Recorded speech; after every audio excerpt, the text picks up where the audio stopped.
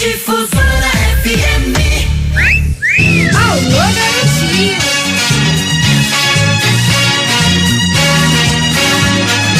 Valdir Correia, o garotinho. Programa feito pra você. Alô, querida família amazonense, são 7h46. Nós recebemos hoje para entrevista um senador da República e pelo Amazonas, Eduardo Braga. Senador, bom dia. Bom dia, Valdir. Eu quero primeiro te dar um abraço, agradecer a você pelo convite, dizer que o garotinho está mais firme do que nunca. A vitória do Botafogo ontem de forma aguerrida, chutando bola para onde tivesse virado. Meu pai ficou muito feliz também com o jogo. Eu quero aqui agradecer também a oportunidade de poder dar mais uma vez um abraço ao vivo no meu pai, que está com 91 anos de idade. Quero cumprimentar aqui os nossos companheiros da Rádio Difusora, que sem eles você não consegue colocar a rádio no ar, não é verdade? O Hamilton Cabral, o Hernandes Sampaio, o PC, o Dudu, o Paulo Correia, o Roberto Quest e o Pellegrini, que ainda há pouco eu estava ouvindo você fazer a pergunta sobre o Albert Einstein. Não, o Roberto Cuesta. O Roberto Cuesta. Robertito. Está fazendo uma pergunta sobre o Albert Einstein e tal. E eu disse, rapaz, mas não é que o cabo acertou que o cara colocava a língua para fora? Pelo menos na língua. Pelo menos a língua. Mas Deus é Pai, nós estamos aqui num momento muito difícil, né, Valdir, para o Brasil. Nós estamos assistindo com tristeza situações muito delicadas que passa o país, passa o Amazonas. É indiscutível a situação de dificuldade no Amazonas e no Brasil. O Amazonas está na UTI e eu estou aqui para a gente poder conversar, falar sobre o que desenvolvemos no Senado, sobre o que estamos fazendo.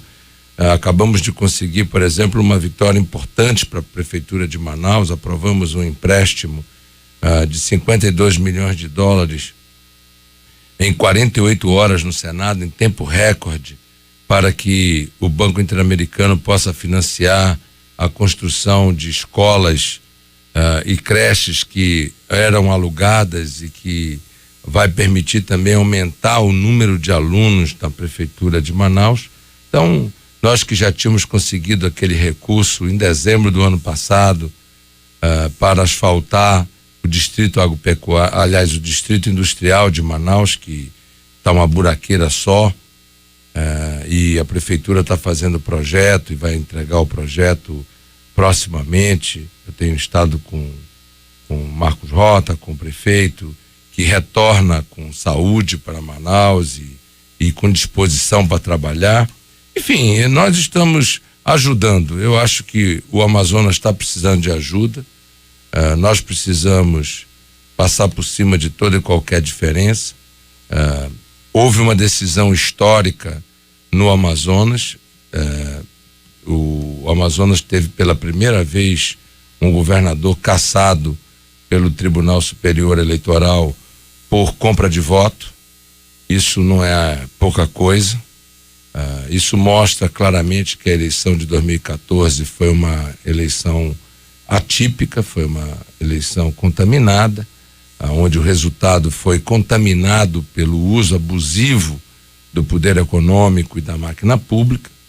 E nós estamos vivendo um novo momento no Brasil. Ao mesmo tempo, com muita humildade, estou aqui à disposição para a gente poder tratar todos os assuntos, Valdir, todos, sem nenhuma dificuldade, tratarmos de lava-jato a questões eleitorais, tratarmos das medidas provisórias que conseguimos aprovar, das questões que estamos enfrentando junto ao governo federal, tratarmos de todos os assuntos. Aqui, como eu disse, é uma tribuna livre em que nós queremos, com humildade, falar sobre tudo que fizemos, muitas coisas que deixamos de fazer, falar dos nossos acertos, falar dos nossos erros, pedir desculpas muitas vezes pela vontade de querer fazer, e às vezes ao querer fazer a gente acaba machucando as pessoas. Eu vejo você mesmo aqui que traz esse sucesso. Eu acho que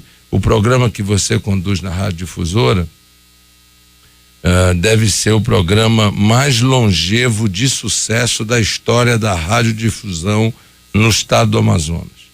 E ao longo desse tempo, você botar toda essa equipe para funcionar e ver trânsito e ver isso e ver aquilo, é claro que você cobra, que você tem que estar atento em todos os momentos, e às vezes a gente, no afã de atender o ouvinte, ou atender o eleitor, ou atender a população, a gente cobra às vezes com firmeza e é mal interpretado.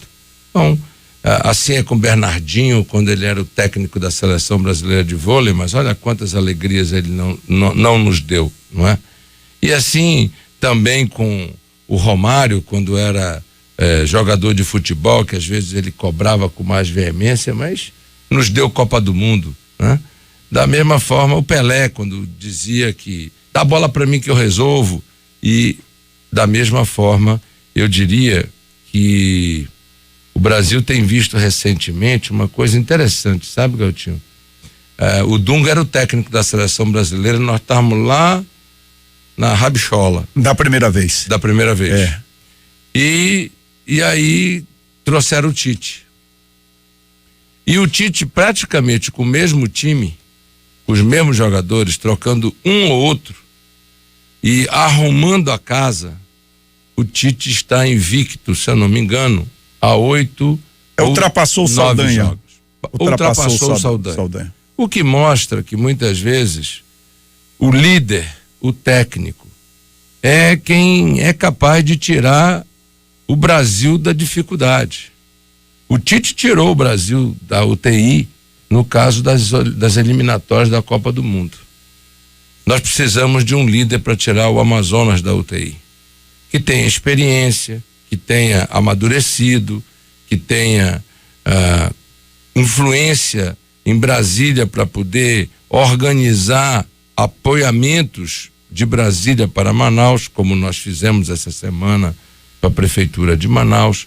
Nós dizíamos que a união PSDB-PMDB permitiria fazer para Manaus uma força política que traria recursos para ajudar Manaus a vencer seus problemas, já que o Amazonas estava na UTI e que nós não tínhamos recursos para tanto.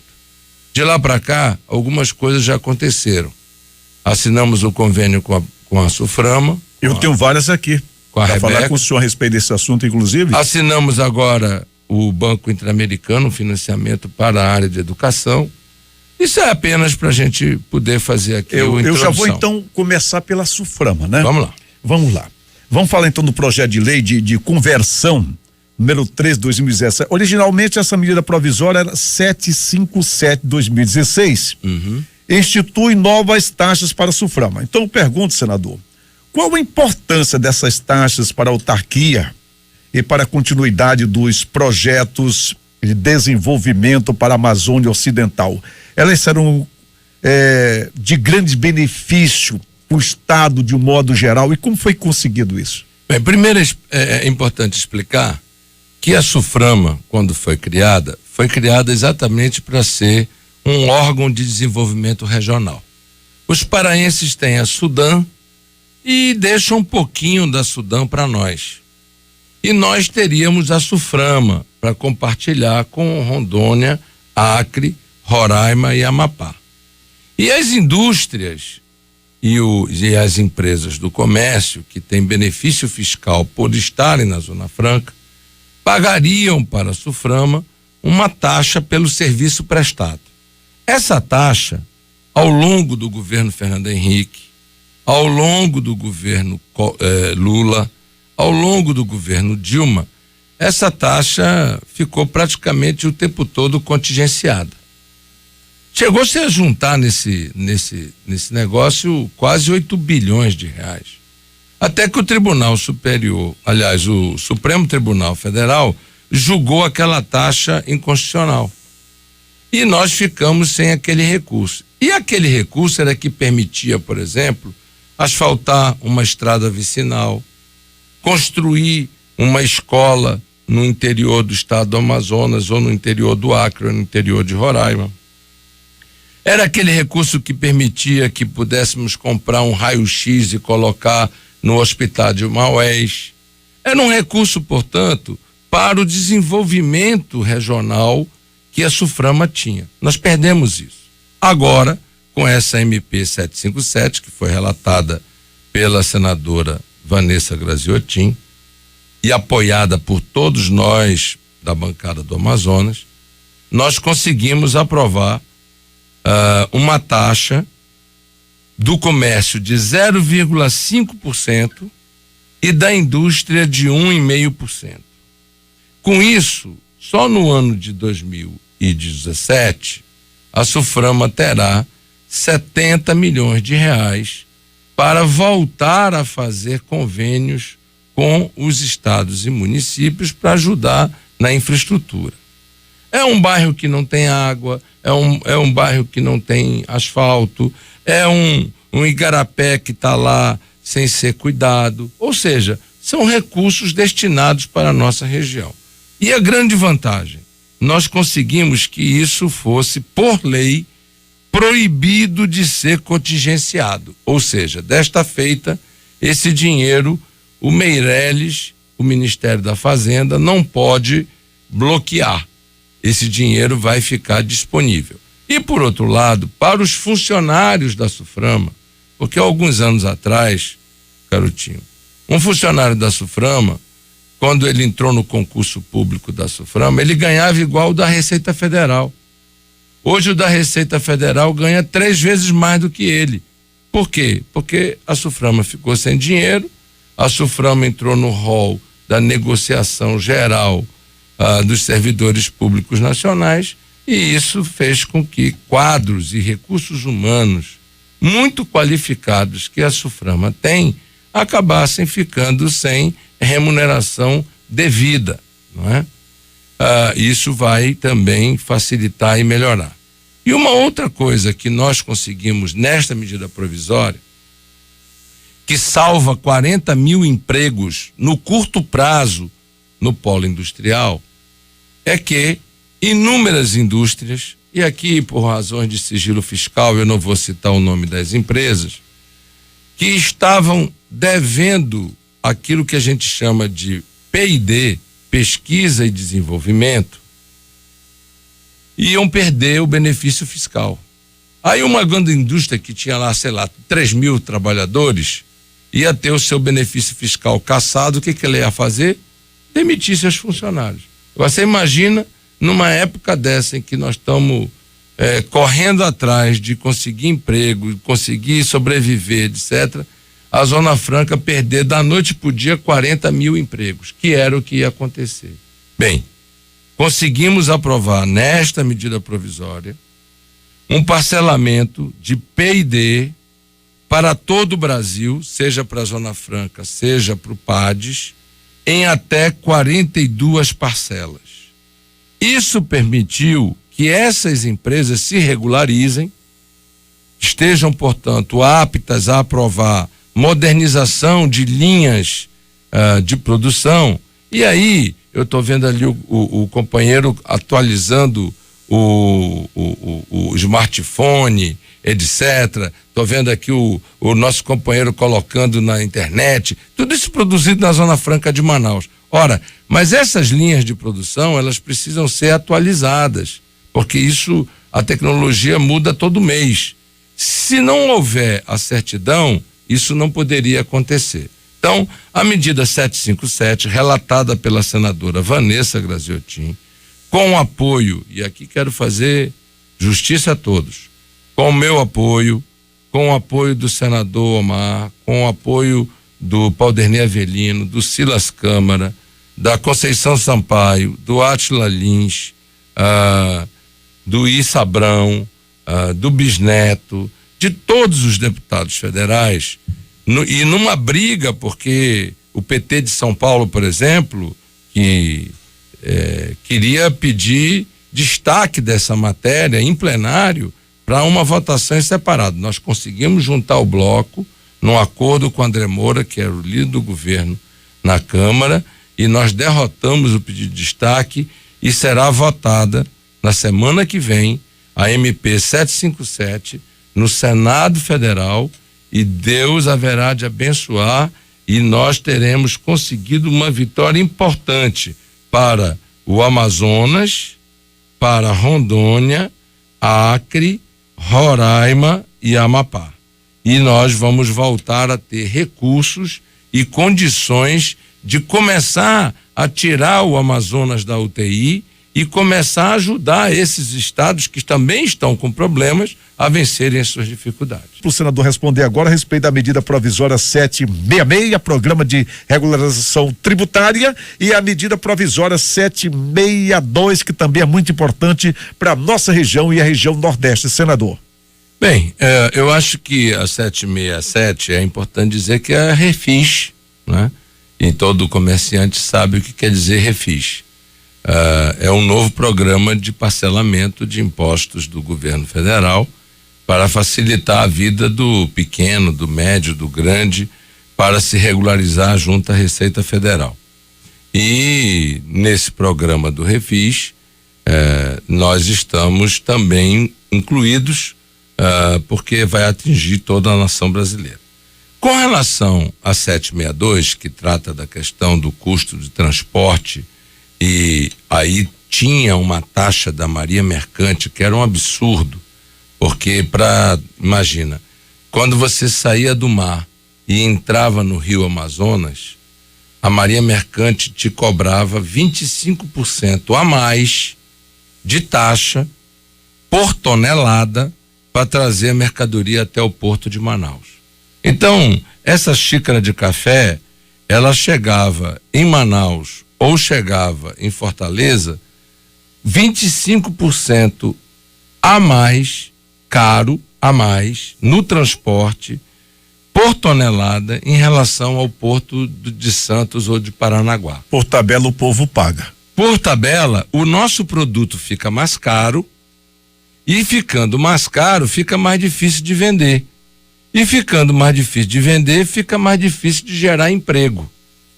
Eu consegui, e aí foi uma luta minha mesmo, pesada, juntamente com vários companheiros nossos, até de outros estados do Nordeste, e aqui eu quero destacar o relator, deputado Felipe Maia, e nós conseguimos emplacar a nossa emenda, e agora estamos trabalhando para arrancar o compromisso do governo federal para não vetar essa emenda, para que nós possamos ter, por exemplo, aqui na petroquímica.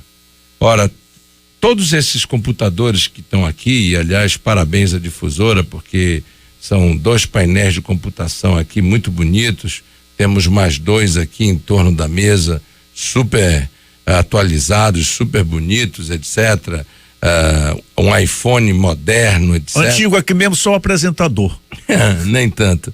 Então, o que acontece? Tudo isso aqui tem transporte de componentes que chegam até o Amazonas, e na indústria ele é montado, ele é transformado, etc., em produto final. Ora, você tinha um custo embutido aí dentro de 25% a mais de taxa de Maria Mercante no frete.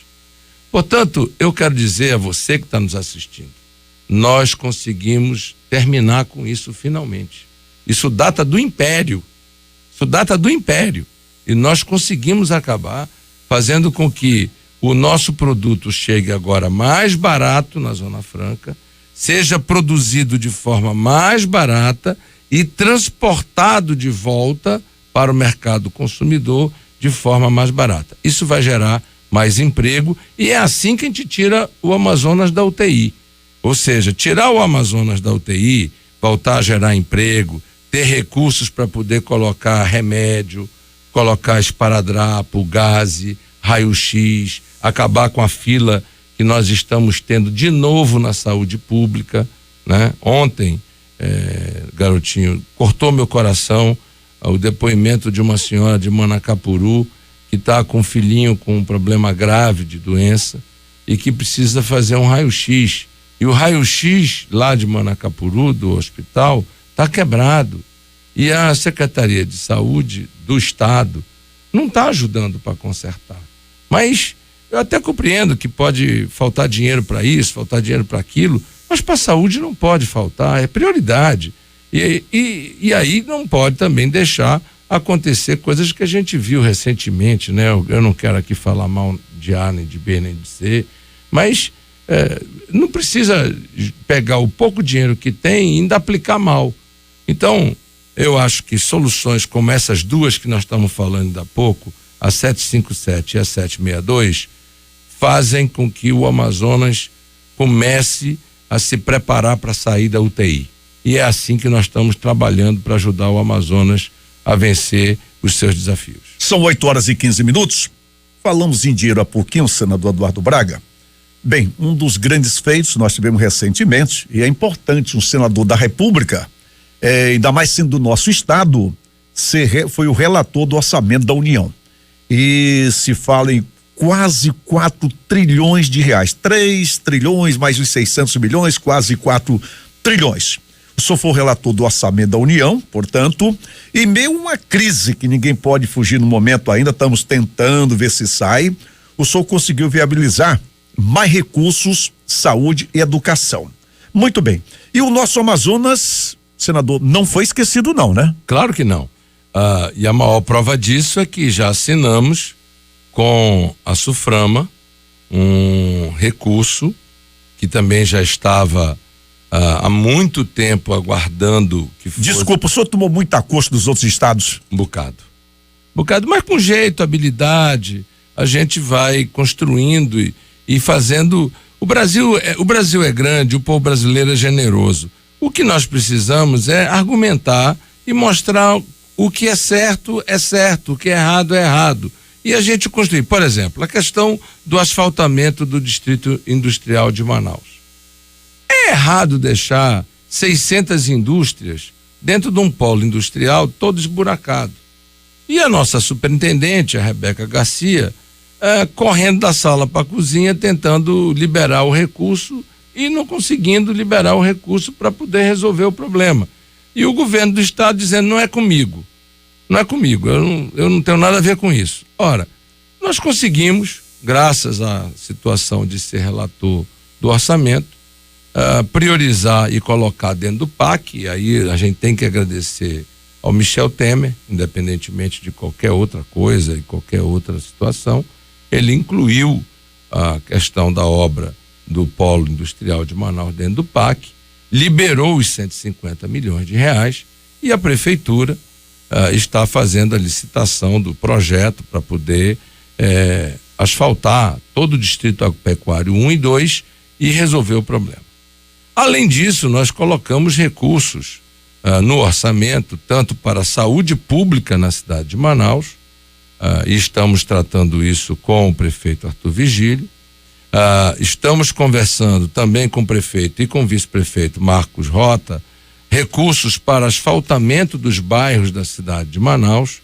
Precisamos apresentar os projetos para que a gente possa avançar, e recursos na área do turismo, porque Manaus tem uma vocação para o turismo. Agora, para o interior do estado, e aqui eu quero fazer um parêntese, e a Rádio Difusora tem uma audiência gigantesca no interior do estado, nós conseguimos habilitar, não significa dizer que tudo vai ser liberado, mas nós conseguimos habilitar num programa especial que foi criado por mim como relator do orçamento, chamado Programa de Combate às Desigualdades Regionais, que é um tipo de PAC de combate às desigualdades.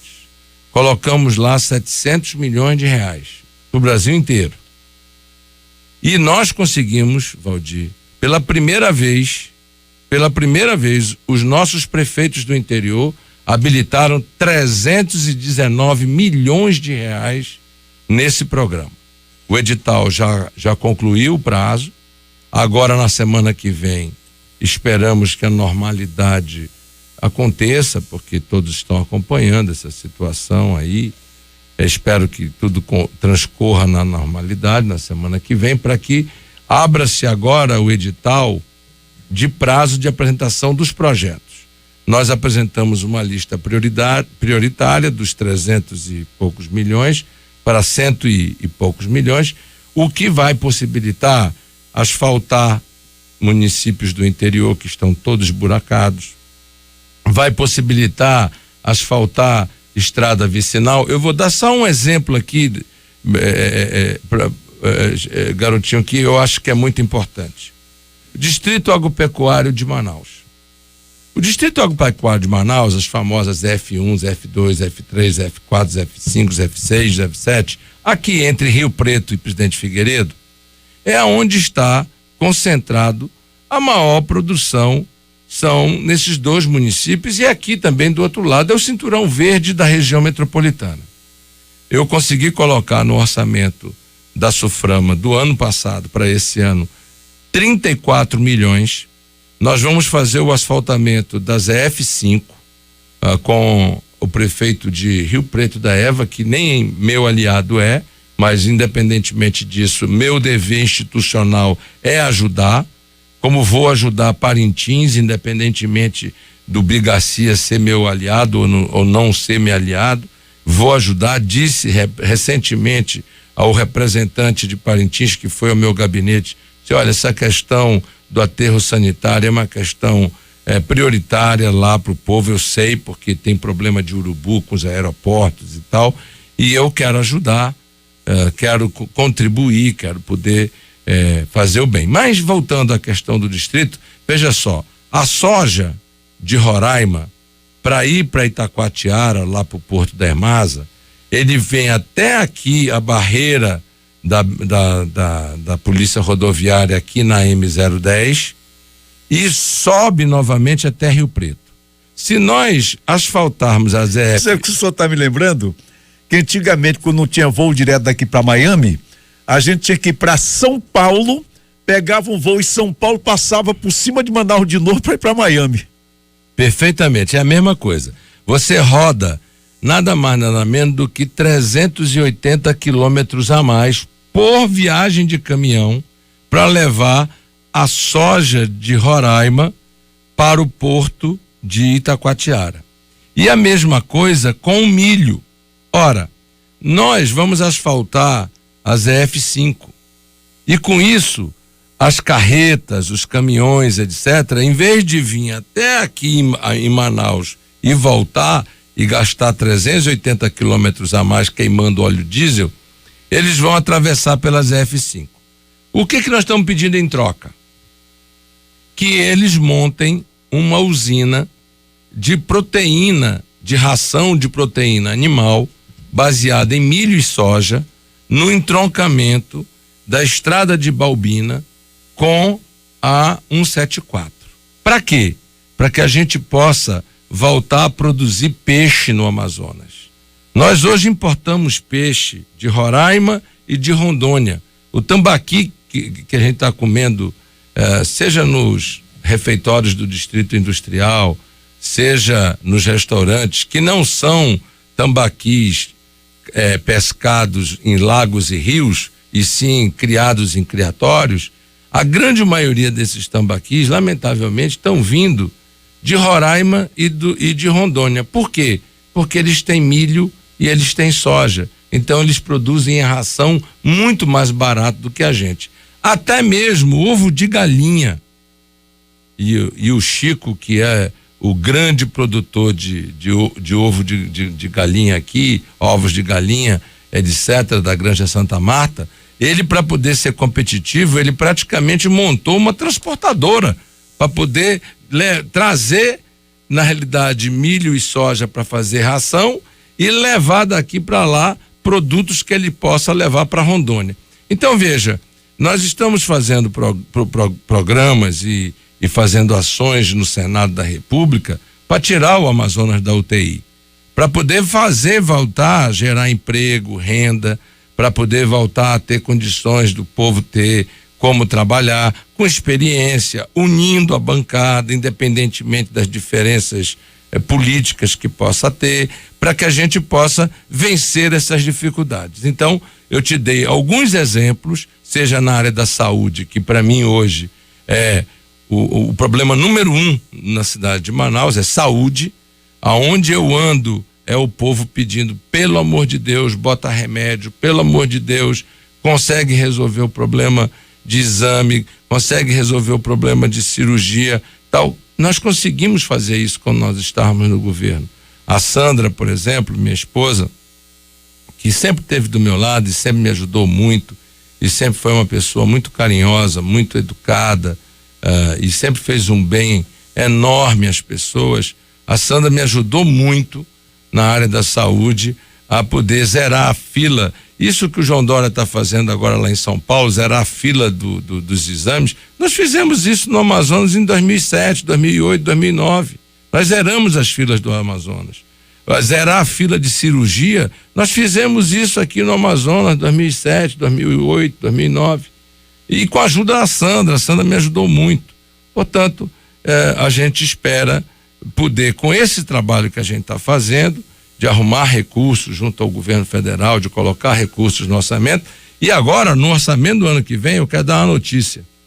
A nossa bancada do PMDB do Senado acaba de eleger o presidente da Comissão de Orçamento, senador Dário Berger, indicado por mim para ser o presidente da comissão, tá certo?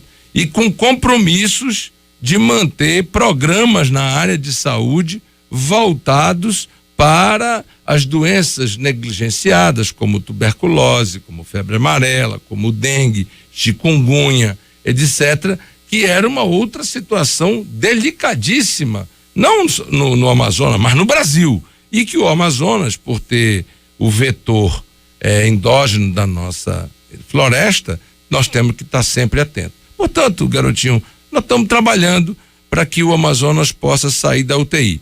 E com a cassação do governador que foi cassado, nós vamos ter eleições diretas. E vai ser o momento em que o povo do Amazonas vai poder dar uma resposta nas urnas daquilo que ele espera para as mudanças no Amazonas. São 8h26. Nosso entrevistado de hoje, senador da República pelo Amazonas, Eduardo Braga. Já eu tenho um assunto aqui a respeito de energia.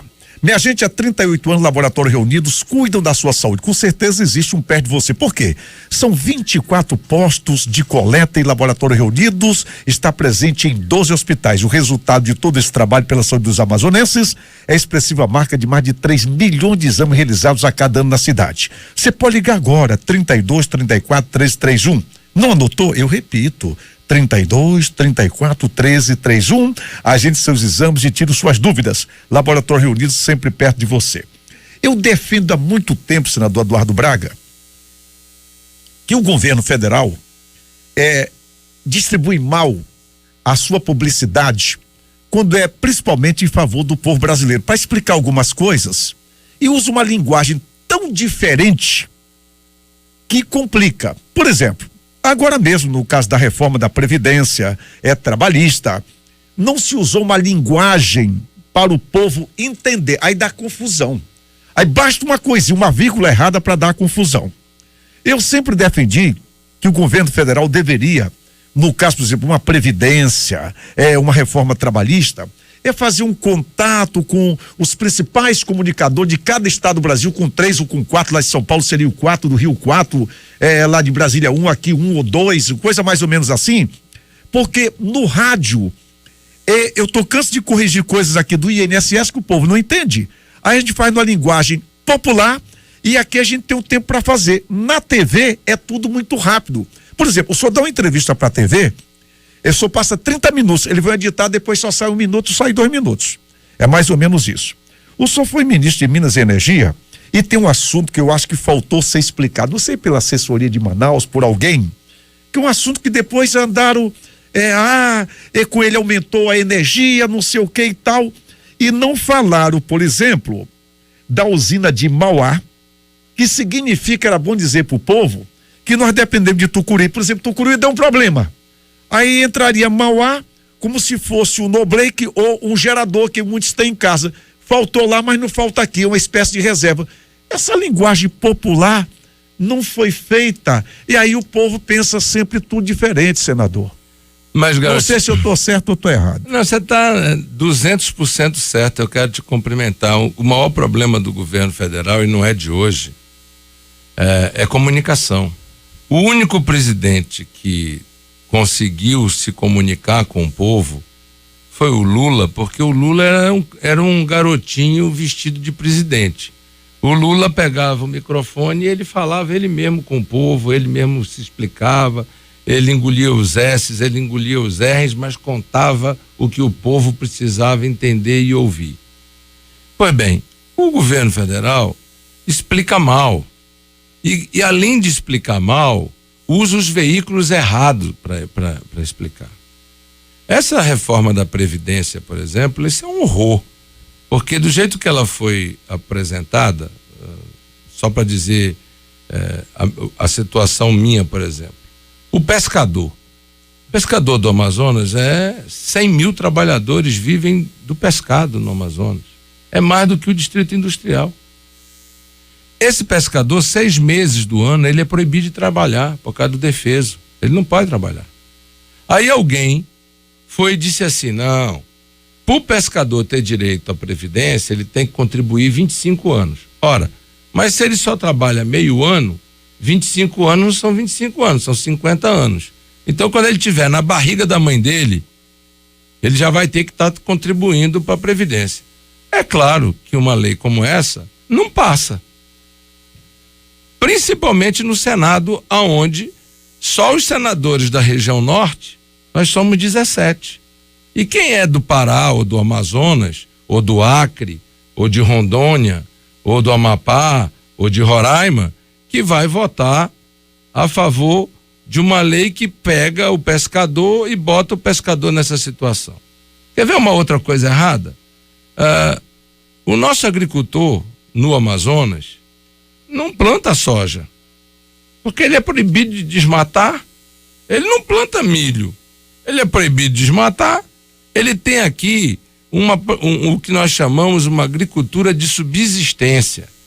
Ele planta a mandioca, faz a farinha e planta aí meia dúzia de fruta e tal, etc, para comer, e o pouquinho que sobra ele leva na feira, vende ou troca por sal, açúcar, café, leite, que ele não produz lá na região dele. Isso é agricultura de subsistência. Aí eu vou dizer para esse caboclo, tá certo, que ele vai ter que contribuir e que a prestação continuada agora só a partir dos 70 anos. É claro que eu não vou votar a favor disso. É claro que eu não posso defender isso.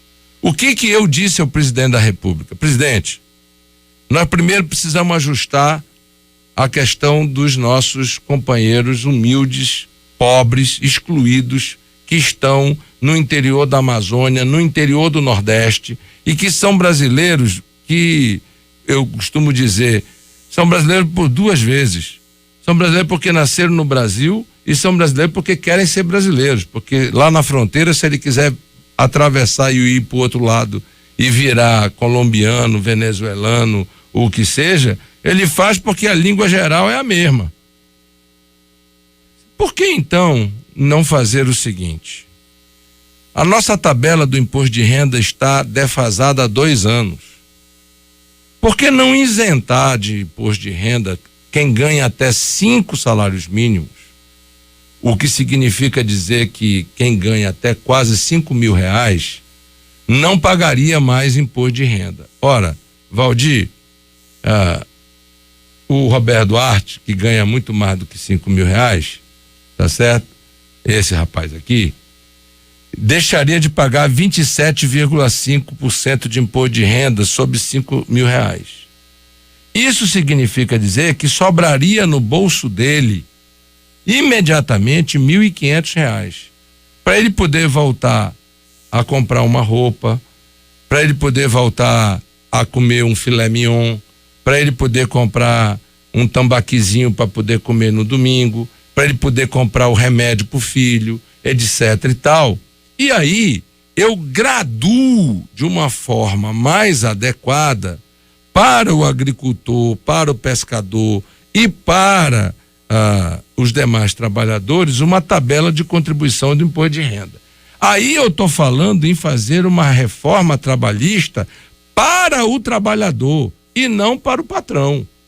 O patrão tem que ter vantagens para poder contratar mais? Tem, mas o trabalhador tem que ter condições de viver melhor. A lei não pode ser só para o patrão, a lei tem que ser para o patrão e para o empregador. Isso só para falar da reforma trabalhista e da reforma da Previdência. Com relação à questão da passagem, da tarifa de energia elétrica. O Amazonas, meus amigos, tem uma dívida com a Petrobras, anote aí, 16 bilhões de reais. 16 bilhões de reais. Isso equivale ao orçamento de todo o ano do governo do estado do Amazonas. Essa dívida foi construída durante anos. Muito bem.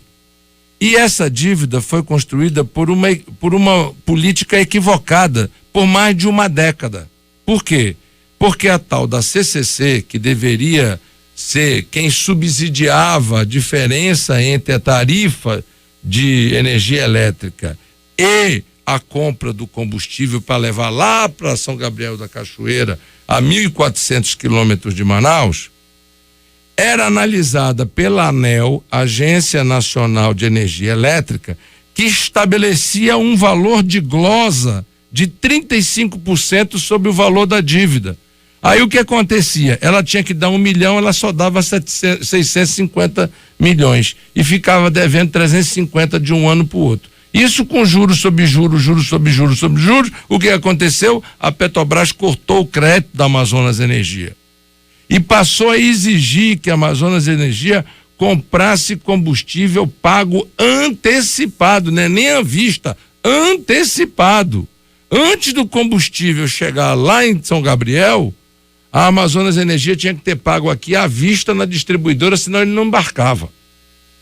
E além disso, os investimentos para que nós pudéssemos tirar o interior do apagão e tirar a cidade de Manaus da falta de investimento que estava acontecendo, não existiam mais. Então o que eu costumo dizer? Ou nós temos energia, ou nós não temos energia. A energia mais cara que existe no mundo é a que não tem. É a que não tem. Então, o que nós fizemos?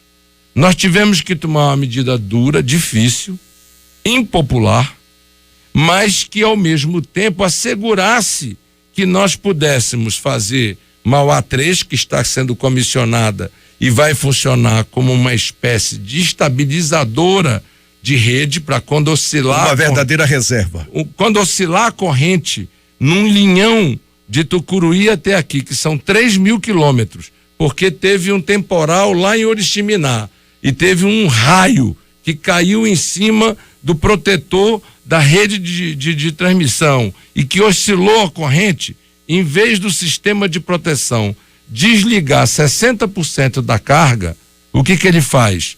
Ele desliga a linha e entra a usina de Mauá 3 e para o consumidor isso não fez diferença nenhuma, continuou sendo gerada energia elétrica para o consumidor, porque trocou a parte de que vinha por Tucuruí, mas entrou a parte que entra de Mauá 3. E luz para todos, olha, eu recebi, eu sei que você vai dar uma faturadinha, mas... Eu tenho que fazer fumaça nas panelas. Então deixa eu só dizer aqui uma coisa, porque diz respeito à fumaça também. Eu recebi a prefeita de Faro e recebi a prefeita de um outro município do estado do Pará, chamada Esperança, o nome do município. E olha o depoimento das duas prefeitas para nós. Faro fica bem em frente de Inhamundá. Ela disse: senador, poxa, que inveja. A gente olha para o beiradão do lado do Amazonas, é tudo iluminado e o Luz para Todos está funcionando, que é uma maravilha. Nós olhamos para cá, para o nosso beiradão, e a energia não chegou até hoje. Ou seja, graças a essa ousadia, nós investimos nos últimos 3 anos quase R$1 bilhão no beiradão, em Luz para Todos, apagando a lamparina, apagando a vela e trazendo o Luz para Todos. Ou seja, há investimentos, nossas tarifas estão agora voltando para a realidade, porque o pior já passou, e nós ainda estamos com um problema com a Petrobras, que vai ter, inclusive, uma audiência pública agora na comissão que eu presido, a Comissão de Infraestrutura, dia 23, com a presença do ministro de Minas e Energia, que vai levar um acocho, e também o presidente da Petrobras, que vai levar um outro acocho, porque essa é uma dívida que tem que ser assumida pela União. Não somos nós que temos que assumir essa dívida. Quem tem que assumir é a União, para que nós possamos resolver o problema da dívida da Petrobras, aliás, da Eletrobras com a Petrobras. Muito bem, para fechar esse bloco, a parte final, o senador Eduardo Braga tem outras entrevistas em outras emissoras de rádio aqui em Manaus, e o tempo dele mais disponível sempre é na sexta-feira. Senador, o buraco tá feito, já existe. Que diabo é isso que a gente não consegue destravar essa BR-319? Bem, primeiro é preciso dizer com muita humildade que a BR-319 só será feita se for por uma decisão do presidente da República, com uma medida provisória encaminhada ao Congresso Nacional, transformando essa BR numa obra estratégica e prioritária para a nação brasileira e com licenciamento dado na forma da lei. Ou seja, se o presidente da República, por uma decisão política, resolver passar por cima de todas as burocracias que já estão postas, porque veja, transformar a BR-319 em estrada parque nós já fizemos. Estudo de impacto ambiental nós já fizemos. Colocar o Exército para fazer a delimitação desses parques de reserva ao longo do trecho dos 400 quilômetros que faltam, também já foram feitos. Quando eu era governador e o Alfredo Nascimento era ministro de Minas e Energia, ministro do Transporte, nós fizemos um trabalho conjunto, o Ministério entrou com recurso, nós entramos com recurso, e as coisas estavam caminhando, e o presidente Lula dizendo que iria fazer a medida provisória. Bem, não deu, eu saí do governo, ele saiu do ministério, veio a presidenta Dilma, estivemos muito perto, e aí veio aquela confusão, tirou o ministro Alfredo Nascimento do ministério, e não saiu a BR-319 até agora. Com o ministro, com o presidente Temer, eu cheguei até a dizer numa reunião muito recente de que nós, no Amazonas, nos ressentíamos muito da BR-319, porque tudo que havia sido prometido a nós foi feito. O gasoduto foi feito. O Leão de Tucuruí foi feito. A reforma e ampliação do nosso aeroporto foi feito. Mas faltava a BR-319, que para nós é fundamental.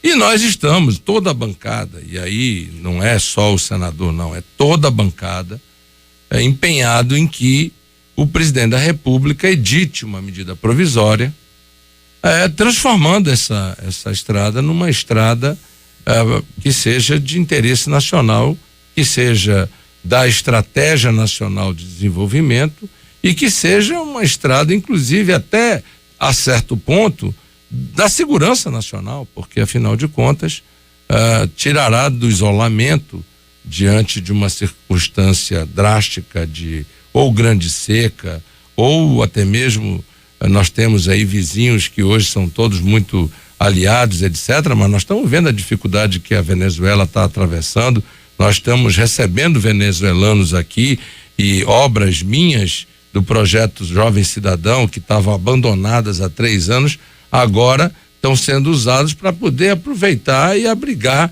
esses venezuelanos. Mas eu tenho fé de que nós não vamos desistir. Como não desistimos durante 30 anos com o gasoduto, nós não vamos desistir da BR-319 e nós vamos também vencer. O Amazonas vai sair da UTI com trabalho, com união, com dedicação, com estratégia, com experiência. Nós mostramos que durante 8 anos em que ficamos no governo, Valdir, o Amazonas prosperou, o Amazonas teve emprego, o Amazonas teve melhoria de renda e não foi aumentando o tributo. Olha, se porventura essa nova eleição vier aí e eu vier a ser candidato e vier... O senhor ainda não definiu isso? Não, porque a eleição vai ser agora definida as alianças, etc. E aí, se o povo achar que eu represento esse momento de tirar o Amazonas da UTI, de fazer a união, se a gente conseguir união das forças políticas, etc., eu não tenho problema. O senhor tem conversado com o Omar, com o Arthur, todos. todos, você tem conversado com todo mundo? Eu só não conversei, a bem da verdade, porque no dia que nós íamos conversar, ele foi internado, né? O Amazonino Mendes. Exatamente. Ele foi internado, aí sofreu a cirurgia, viajou, foi para São Paulo. Tão logo ele volte para Manaus, eu vou procurá-lo e vou ter uma conversa com o Amazonino. Quer dizer, não tem nada definido, tudo pode acontecer, qualquer tipo de aliança, que o senhor tem conversado com todo mundo, tenho conversado com todo mundo. Agora, o que eu tenho dito, e eu lutei muito para tirar o que estava aí, né? Porque, veja, Valdir, eu não quero aqui criticar nem nada, mas não é possível você aumentar o ICMS do óleo diesel em 2% no momento em que o Brasil vive uma crise como essa. Aumentar 2% do valor da gasolina. Ora, quem usa rabeta no interior, motor rabeta no interior, usa gasolina. Quem usa motor de centro no interior, usa óleo diesel. O cara que produz abacaxi aqui no Novo Remanso, ele usa óleo diesel.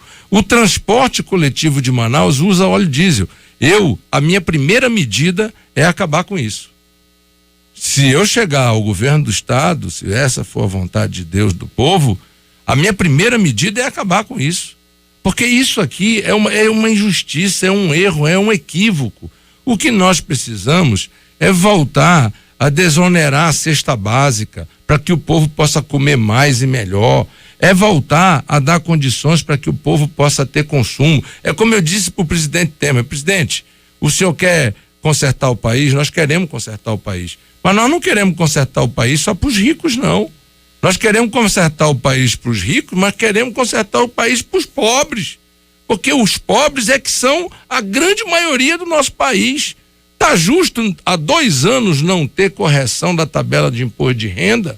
Tá justo você ganhar R$4.000 de salário e pagar 27,5% de imposto de renda, e eu ainda te pedi que tu vai ter que contribuir mais não sei quantos anos para Previdência Social, e tu vai só te aposentar aos 65 anos, se você for professora e se formar aos 24 anos, passar no concurso aos 25, contribui 49 anos, vai ver com quantos anos tu vai te aposentar.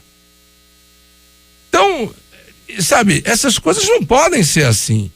Nós temos que fazer com que o Amazonas saia da UTI, cortando despesa, cortando no supérfluo. Tem muita coisa que é vento, tem muita coisa que não precisa, que tem contrato aí que não precisa, que é uma despesa que não precisa. Ou seja, gestão, administrador. E uma outra coisa, Valdir, que eu queria aproveitar aqui essa sua grande audiência. Valdir, olha, eu queria pedir desculpas. Porque eu, ao longo da minha vida, eu sempre quis fazer. Eu comecei a trabalhar, Valdir, você me conhece, tem mais de 30 anos. Eu comecei a trabalhar, eu tinha 15 anos de idade. 15 anos, hoje eu tenho 57. Eu tive a minha primeira empresa, a Rajanato, uma empresa de fábrica de tijolo, aqui. Talvez por isso eu tenha sonhado tanto em fazer uma ponte.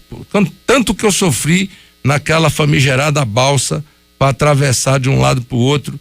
Quantas e quantas noites eu não fiquei ali naquela fila para poder atravessar, para ir para Rajanato, para poder produzir tijolo, etc e tal, gerar emprego e tal. Minha segunda empresa foi a Bramac, Braga Máquinas e Equipamentos Limitada. Minha terceira empresa, Parintins Veículos. Minha quarta, Parintins Automóveis. Minha quinta, Parintins Participações, Parintins Petróleo. A minha vida inteira, o povo do Amazonas conhece. Eu não tenho nenhum problema de explicar a minha vida. Minha declaração de imposto de renda, ela é pública.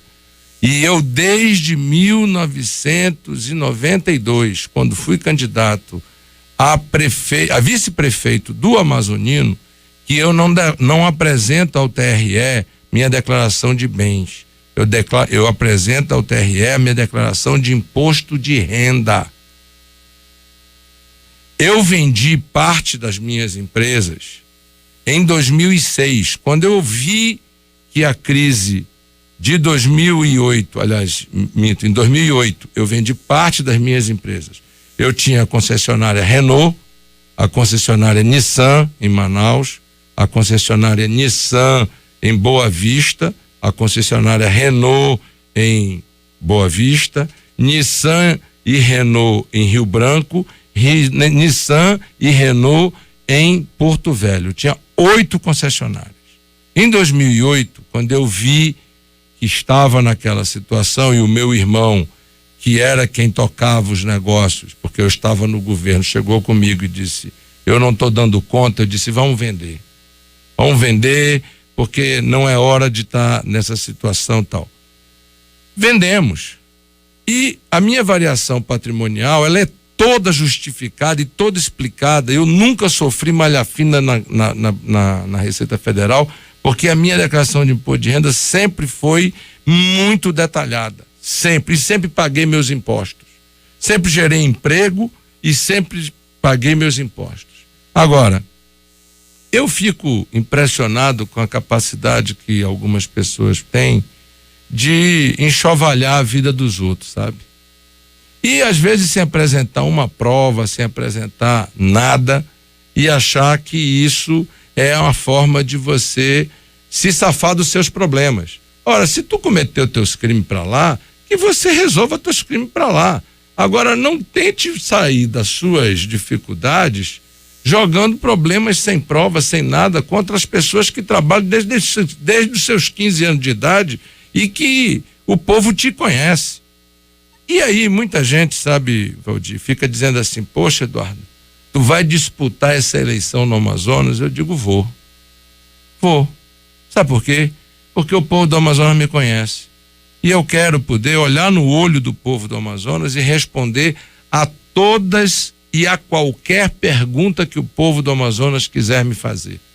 Porque eu devo isso ao povo do Amazonas, eu devo isso a mim mesmo e devo isso à minha família.